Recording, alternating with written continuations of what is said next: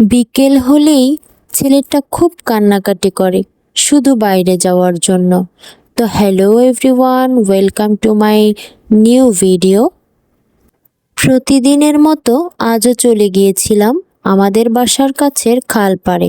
সেখানে গিয়ে ছেলেকে নিয়ে একটু হাঁটাহাঁটি করে আবার বাসায় চলে আসলাম।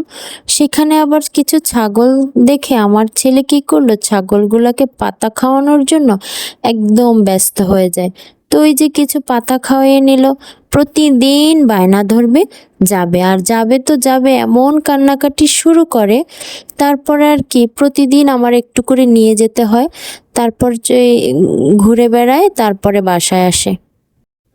তারপরে বাসায় চলে আসলাম। বাসায় এসে দেখলাম পেয়ারা গাছে পেয়ারা ধরে আছে। তারপর আর কি ছাদে উঠে কিছু পেয়ারা পারলাম। এরপর পেয়ারা পারতে পারতে আবার নিচে চলে আসলাম। নিচে এসে এই যে দেখেন মরিচ গাছটাতে অনেকগুলো ফুল হয়েছে। এই মরিচ গাছটাকে নাকি সবাই খাড়া মরিচ গাছ বলে। তো ভাবলাম একটু মরিচ গাছটারও ভিডিও করে নিই। সবাই ভালো থাকবেন, আল্লাহ হাফেজ। আবার দেখা হবে নতুন কোনো ভিডিওতে।